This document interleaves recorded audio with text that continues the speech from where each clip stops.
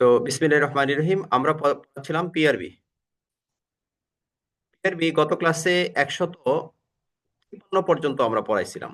অর্থাৎ আগ্নেয়াস্ত্রে কোন কোন ক্ষেত্রে আগ্নেয়াস্ত্র ব্যবহার করা যায়। তো আমরা বলছিলাম যে গতকাল ক্লাসে যে তিনটা ক্ষেত্রে আমরা আগ্নেয়াস্ত্র ব্যবহার করি পিআরবি অনুযায়ী। আবেগ, যেটাকে আমরা বলি আত্মরক্ষার ব্যক্তিগত অধিকার প্রয়োগের ক্ষেত্রে 153 খ, বেআইনি সমাবেশের ক্ষেত্রে 153 গ, এবং মৃত্যুদণ্ডপ্রাপ্ত বা যাবজ্জীবন কারাদণ্ডপ্রাপ্ত আসামি যদি গ্রেপ্তারে বাধা দেয় সেই ক্ষেত্রে আমরা আগ্নেয়াস্ত্র ব্যবহার করি 153 খ, গরির গ বা গোড়ার গ।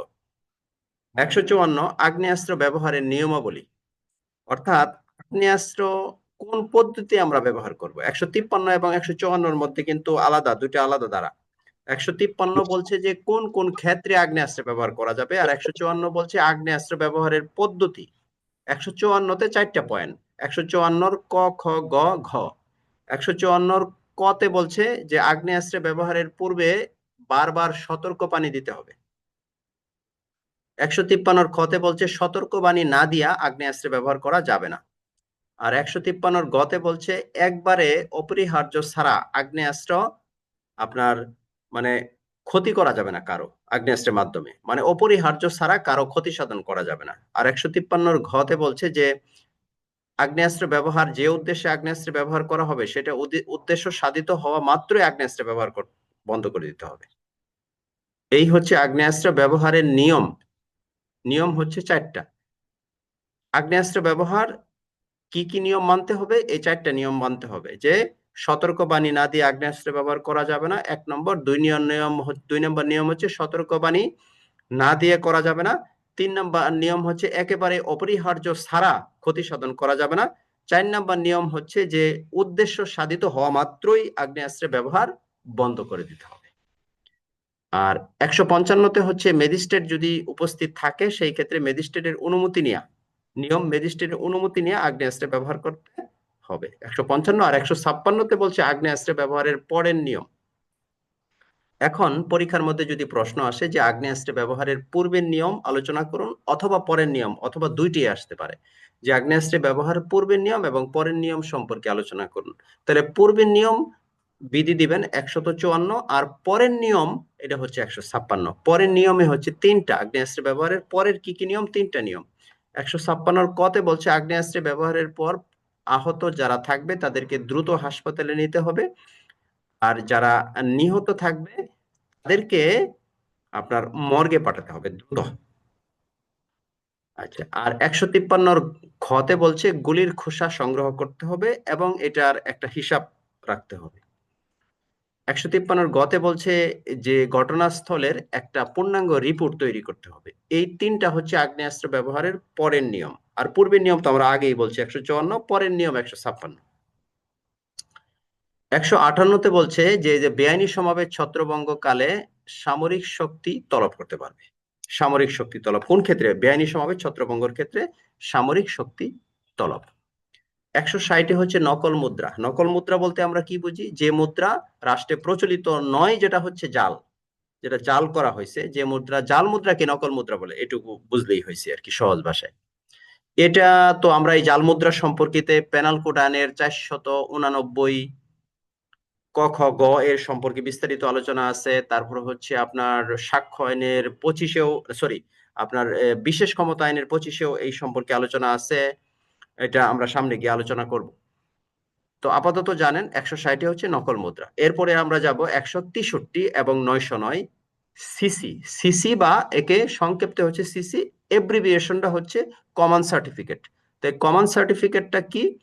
অর্থাৎ পুলিশ অফিসার ডিউটিতে যাওয়ার পূর্বে, যে কোনো ডিউটিতে যাওয়ার পূর্বে কর্তৃপক্ষ কর্তৃক বিপি ফরম নং 10-এ যে আদেশনামা ইস্যু করেন তাকে বলা হয় সিসি। এটা হচ্ছে 163। আর পিআরবি 909। আশা করি ক্লিয়ার। আর সিসি কেন দেওয়া হয়? সিসি দেওয়া হয় যে ডিউটি কখন শুরু করলেন, কখন শেষ করলেন, কি কি ডিউটি করলেন, এবং কি সিসি দেখে খরচের বিল অর্থাৎ টিএ বিল প্রস্তুত করা হয়। এটাও একটা কারণ সিসি দেওয়ার উদ্দেশ্যে। আর সিসিতে কি কি বিষয় থাকে এটা তো আমরা বললাম। সিসিতে কি কি বিষয় থাকে?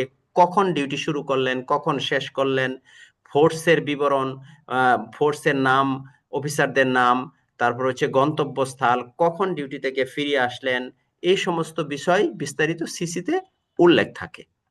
আচ্ছা, এরপর আসেন 164। 164 হচ্ছে ফেটিক ডিউটি। এখন এই ফেটিক ডিউটিটা কি? ফেটিক ডিউটিটা হচ্ছে পুলিশের নির্ধারিত যে কাজ আছে, নিয়মিত যে ডিউটি বা অন্যান্য যে সমস্ত ওয়ার্ক আছে, এই কাজের বাহিরে কিছু কাজ করা লাগে। যেমন প্যারেড গ্রাউন্ড পরিষ্কার, হাতিয়ার গুলি পরিষ্কার, ঠিক আছে, সরকারি মালামাল অনেক ক্ষেত্রে এক স্থান থেকে অন্য স্থানে নেওয়া লাগে। এটার জন্য যে কাজ করা হয় এটাকে ফেটিক ডিউটি বলা হয়। এখন ব্যক্তিগত কাজ, এটা কিন্তু আপনার আইন অনুযায়ী ফেটিকের ভিতরে পড়ে না। আপনি ব্যক্তিগত কাজ করলেন সেটা অন্য জিনিস, কিংবা অন্য কারো কাজ করে দিলেন, এটা তো সরকারি ডিউটির মধ্যে পড়ে না। কিন্তু 164-তে বলছে যে সরকারি যে সমস্ত কাজ, যেমন প্যারেড গ্রাউন্ড পরিষ্কার, এটা তো আপনার সরকারি কাজ। তারপরে হচ্ছে হাতিয়ার গুলি পরিষ্কার, তার তাবু, সরকারি তাবু যদি কোনো কাজে লাগে সেটা খাটানো, এটা সরকারি কাজ। সরকারি মালামাল যেগুলি আছে পরিবহন, এটা তো সরকারি কাজ। এই সমস্ত কাজ করাই হচ্ছে ফেটিক ডিউটি। 164 ক্লিয়ার। এবার আসেন 165, অগ্নি সংকেত। অগ্নি সংকেতটা কি? 165, যদিও অগ্নির বিষয়টা ফায়ার সার্ভিসের কাজ, তবে পুলিশেরও কিছু কাজ আছে।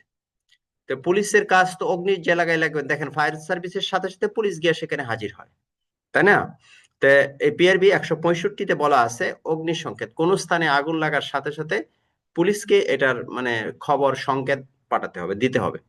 এবং এই আগুন যাতে নিবে বা ফায়ার সার্ভিসে খবর দিবে, বা আগুন এর নিরাপত্তার জন্য পুলিশ অফিসার মানে নিবে যায়, এর জন্য প্রয়োজনীয় পদক্ষেপ নিবে, এটা হচ্ছে 165-তে বলা আছে। তাহলে মোট কথা আপনি এভাবে মনে রাখেন যে অগ্নি সংকেত শেষ। আচ্ছা, এরপরে আমরা সরাসরি চলে যাব যে আপনার 190-এ। আর কিছু আছে যে সার্কেল অফিসারের দায়িত্ব, এটা আমাদের দরকার নেই, কারণ সার্কেল কি দায়িত্ব পালন করবে, পুলিশ সুপার কি দায়িত্ব পালন করবে, এটা আমাদের অযথায় সময় নষ্ট করে লাভ নেই। তাহলে এরপর যাব আমরা সরাসরি 190-এ। 190-এ হচ্ছে এএসআই সার্কেল অফিসে রিডারের দায়িত্ব পালন করবে, অর্থাৎ মোট কথা হচ্ছে মানে কেরানির কাজ করবে সহজ কথায়, ঠিক আছে। এএসআই সার্কেল অফিসে রিডারের দায়িত্ব পালন করবে। আপনি যদি রিডার কথাটা মনে না থাকে তাহলে আপনি বলবেন যে এএসআই হিসাবে করণিকের কাজ করবে, ক্লার্ক যেটাকে বলে, এই ধরনের কাজ করবে। 190 বিধিতে বলা আছে পিআরবি। তাহলে এএসআই এর দায়িত্ব কর্তব্য এই ধরনের, এটা কিন্তু পরীক্ষার মধ্যে আপনার যারা এএসআই পরীক্ষা দেবে তাদের জন্য খুবই দরকার। এএসআই এর দায়িত্ব কর্তব্য তখন 190 দ্বারা দিয়ে শুরু করবেন। এএসআই এর কি দায়িত্ব কর্তব্য? এএসআই এর কর্তব্য হচ্ছে এএসআই সার্কেল অফিসে রিডারের দায়িত্ব পালন করবে। এর মানে রিডার বলতে, রিডার কথাটা যদি কারো না মনে থাকে আপনি লিখবেন সহজ ভাষায়, করণিকের দায়িত্ব পালন করবে, কেরানির দায়িত্ব পালন করবে, একদম খাস বাংলায়। যেমন সহকারী পুলিশ সুপারকে নিত্য নৈমিত্তিক যে সমস্ত কর্মকাণ্ড আছে এই সমস্ত কর্মকাণ্ড এএসআই সহযোগিতা করবে। পিআরবি কত? 190। তাহলে 190 বলছে এএসআই সার্কেল অফিসে রিডারের দায়িত্ব পালন করবে, 190। আচ্ছা, 190 এর পরে আমরা সরাসরি চলে যাব 201 বিধি। 201-এ কি বলছে? অফিসার ইনচার্জ এর সংজ্ঞা। অফিসার ইনচার্জ বলতে আমরা কি বুঝি?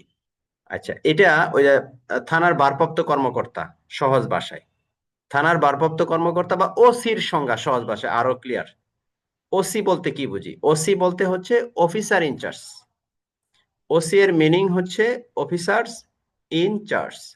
তাহলে ওসি বলতে আমরা কি বুঝি? ওসি বলতে থানার যিনি দায়িত্বে থাকেন, সহজ ভাষায় যিনি থানার দায়িত্বে থাকেন, বা থানার যে সিনিয়র যে অফিসার, থানার যে বড় অফিসার, থানার দায়িত্বে যিনি থাকেন তিনি হচ্ছেন ওসি। আপনি এইভাবেই শিখেন, সমস্যা নাই। কিন্তু বইয়ের মধ্যে লেখা আছে যে থানার ভারপ্রাপ্ত কর্মকর্তা ছুটি, অসুস্থতা বা অন্য কোনো কারণে থানায় যিনি অনুপস্থিত থাকলে, যিনি থানায় উপস্থিত থাকবেন তিনি অফিসার ইনচার্জ। তো এটা এইভাবে শিখতে পারে, এটা হচ্ছে বইয়ের ভাষা। তাহলে আপনি সহজ ভাষায় শিখেন, যিনি থানার দায়িত্বে থাকেন তিনি অফিসার ইনচার্জ, হয়ে গেল। একদম ইজি বিষয়টা, আপনি এইভাবেই রাখেন আপাতত। আচ্ছা, 201-এ অফিসার ইনচার্জ, এটা আবার ফৌজদারি কার্যবিধি আইনের 401, সরি 4-এর 1-এর তে আছে অফিসার ইনচার্জ। তাহলে এখানে দুইটা বিষয় আপনি জানলেন, অফিসার ইনচার্জের সংজ্ঞা ফৌজদারি কার্যবিধি আইনের 4-এর 1-এর এবং পিআরবি 201, মানে পুলিশ প্রবিধান 201 বিধি। আচ্ছা, এবার আসেন 202। তাহলে 201 অফিসার ইনচার্জ, 202 ফাঁড়ির ইনচার্জ, এটার সাথে এটা মিল আছে, মনে রাখবেন। তাহলে 201 হচ্ছে অফিসার ইনচার্জ, 202 কি ফাঁড়ির ইনচার্জ। ফাঁড়ির ইনচার্জ বলতে আমরা কি বুঝি, ওই অফিসার ইনচার্জের মতোই। তাহলে ফাঁড়ির ইনচার্জ আর অফিসার ইনচার্জ আলাদা জিনিস। অফিসার ইনচার্জ থাকে থানার দায়িত্বে, আর ফাঁড়ির ইনচার্জ থাকে ফাঁড়ির দায়িত্বে। অর্থাৎ যিনি ফাঁড়িতে থাকেন, ফাঁড়ির দায়িত্বে থাকেন, তিনি হচ্ছে ফাঁড়ির ইনচার্জ। আপনি সংজ্ঞাটা এইভাবে লেখেন, অসুবিধা নাই। ফাঁড়ির ইনচার্জ পিআরবি 202, আর অফিসার ইনচার্জ পিআরবি 201, কাছাকাছি। তাহলে ফাঁড়ির ইনচার্জ অফিসার ইনচার্জ 201 202 মনে থাকবে। আচ্ছা, এবার আসেন 205, 203 4 লাগবে না, 205 লাগবে। অফিসার্স ইনচার্জ এর দায়িত্ব। অফিসার ইনচার্জ কি কি দায়িত্ব পালন করবে, এটা হচ্ছে 205। 201 অফিসার ইনচার্জ, 202 অফিসার ইনচার্জের দায়িত্ব কর্তব্য পিআরবি 205। অফিসার ইনচার্জের কি দায়িত্ব কর্তব্য এটা আমরা এখন শিখব। আচ্ছা, তো আমরা এর আগে আমরা পড়ছিলাম 201-তে অফিসার ইনচার্জের সংজ্ঞা, সহজ ভাষায় যিনি থানার দায়িত্বে থাকেন তিনি কিন্তু অফিসার ইনচার্জ। আর 202 হচ্ছে ফাঁড়ির ইনচার্জ, যিনি ফাঁড়ির দায়িত্বে থাকেন তিনি ফাঁড়ির ইনচার্জ। তাহলে 201 এবং 202 ক্লিয়ার। আচ্ছা, এবার আসেন 205-এ অফিসার ইনচার্জের দায়িত্ব কর্তব্য বা ওসির দায়িত্ব বা স্টেশন অফিসারের দায়িত্ব। এইভাবে আসতে পারে যে স্টেশন অফিসারের দায়িত্ব কি, স্টেশন অফিসার বা ওসি তো সেম জিনিস। আচ্ছা, তাহলে এই স্টেশন অফিসারের দায়িত্ব কি এটা আমরা এখন শিখব। স্টেশন অফিসারের দায়িত্ব কি বা ওসির দায়িত্ব কি? আচ্ছা, ওসির দায়িত্ব হচ্ছে থানা এলাকায় জনগণ, যে সমস্ত জনগণ আছে তাদের সাথে সুসম্পর্ক বজায় রাখা। অর্থাৎ থানা এলাকায় যে সমস্ত জনগণ আছে তাদের সাথে সুসম্পর্ক বজায় রাখা, এটা হচ্ছে আপনার ওসির দায়িত্ব কর্তব্যের মধ্যে পড়ে। অনেকগুলি দায়িত্ব আছে। আচ্ছা, এরপরে আর কি দায়িত্ব? থানা এলাকায় জনগণের সাথে সুসম্পর্কে বজায় রাখা। এরপর আইন শৃঙ্খলা নিয়ন্ত্রণ করা, এটাও একটা দায়িত্ব কর্তব্য। এরপরে হচ্ছে অফিস ব্যবস্থাপনা। অফিস ব্যবস্থাপনা এটাও কিন্তু একটা ওসির দায়িত্ব কর্তব্যের মধ্যে পড়ে, ঠিক আছে। আচ্ছা, তারপর সন্দেহজনক যে সমস্ত অপরাধী, যে সমস্ত আগন্তুক বা সন্দেহজনক ব্যক্তি, তাদের সম্পর্কে ওসি একটা ধারণা রাখা, ঠিক আছে। সাজাপ্রাপ্ত অপরাধীদের সম্পর্কে নজরদারি করা। বিসিএনবি সঠিকভাবে সংরক্ষণ হচ্ছে কিনা সেটা, এখন তো বিসিএনবি নাই, এখন তো সিডিএমএস হয়ে গেছে, এখন আর বিসিএনবি নাই। তবে পিআরবি তো চেঞ্জ হয় নাই, পিআরবি তো ওইটা আছে, তাহলে ওইটা বিসিএনবির পরিবর্তে আপনি সিডিএমএস দিয়ে দেন। আচ্ছা, পার্শ্ববর্তী যে সমস্ত থানা আছে এই পার্শ্ববর্তী থানার সাথে সুসম্পর্ক বজায় রাখা, এটা হচ্ছে আপনার ওসির দায়িত্বের মধ্যে পড়ে।